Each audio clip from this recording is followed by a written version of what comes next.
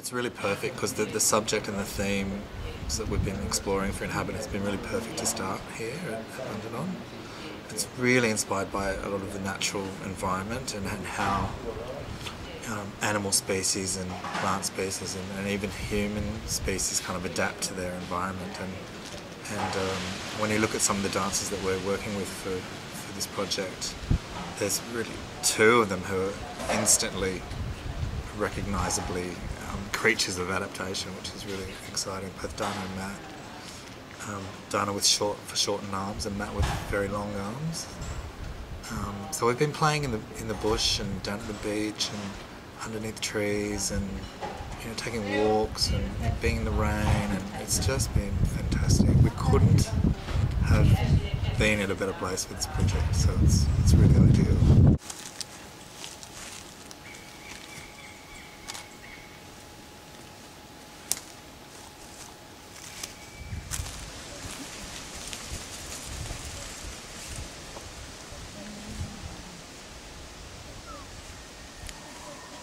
It's the first time that we work with guest dancers from outside the youth ensemble. So traditionally we've had two parts of Restless Dance Theatre. One has been the education component, which is very strong, and it's very much the foundations from which the company was formed and has continued to grow over the last 20 years.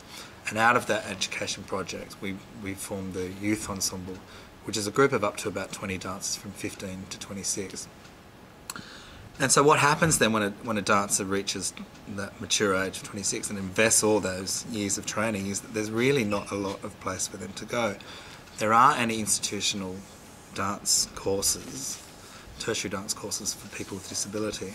So Restless really does do a lot of the training in that sense. So the third and new area of activity is the touring company. So it was really about looking at how we can maintain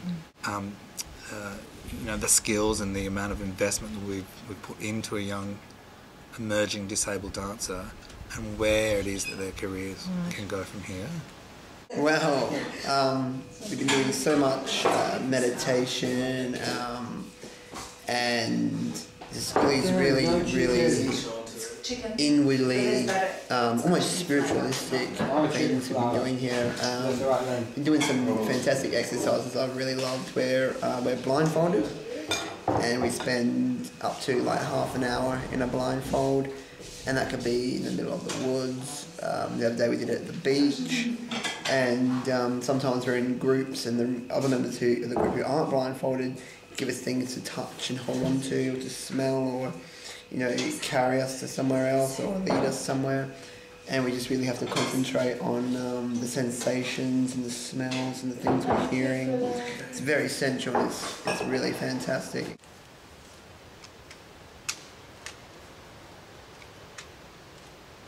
I commissioned Dean. I said, I'm not really interested in you making it work for a disabled dance company. I'm interested in making it work for a dance company.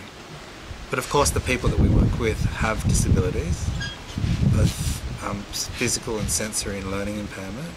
So it's really important to be aware and be mindful and receptive of those individual needs. We have Elizabeth Ryan and Miranda Wheen who have never worked with Restless before, and it's very exciting for them.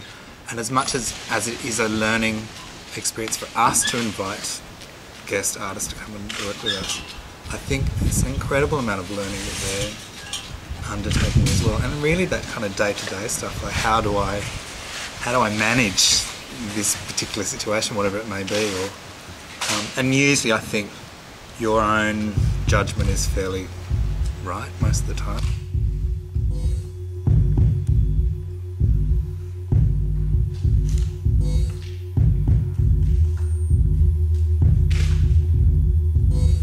I think magic was in the room today. It was already having its own momentum and buoyancy. I think the poetics that we've been talking about and themes have they're starting to own them. They're starting to understand, second guess me a little bit, which is nice, just a little. And we have used the Bundanon experience. Philip and I decided, whilst this is such a rare opportunity to be surrounded by nature, So we have used the majority of the time experientially.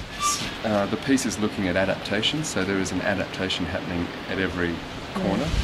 There's an adaptation of me to working with these guys who have what's classed as a disability, but I see as just another ability, and quite a phenomenal ability, really. So me trying to tune in to these other abilities and just constantly seeing them not as anything, but as other ability and other magic.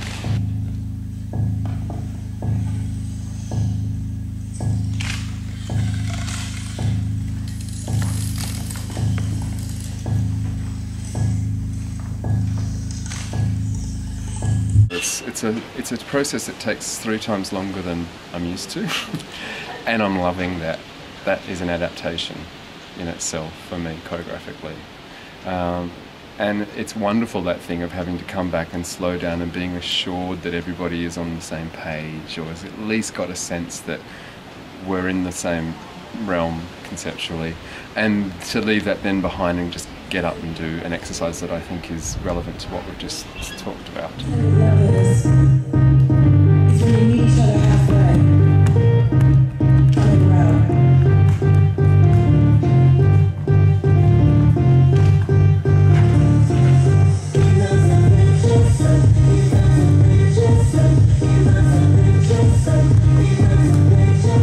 Let's just use this space. Let's get the experiential side of mutation, adaptation and inhabitation, which are the 3 key themes.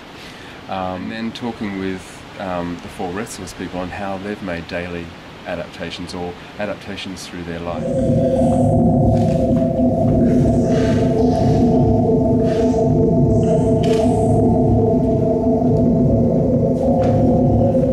So we've started to make stuff, but we've just left it really open. We've explored and explored and explored. And then I've put some of my choreographic devices, I guess, onto it as well, to just see how they then work with the experience that they've just had outside, the concepts in the middle, and then the choreographic tasks, and how all of these interfaces meet, to then also talk about mutation.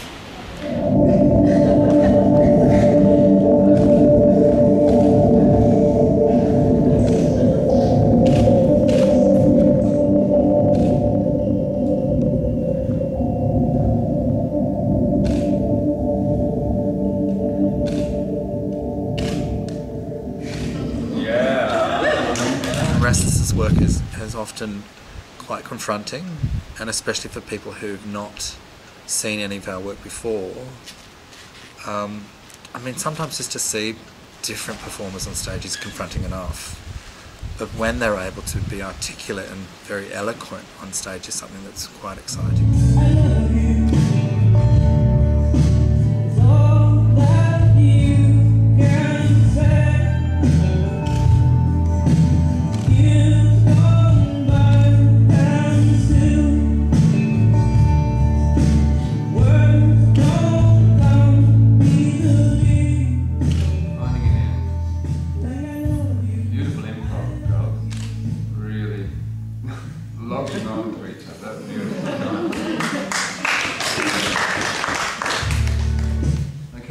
So, never does a director or choreographer decide that they're going to make a work on the company. It's about collaboration.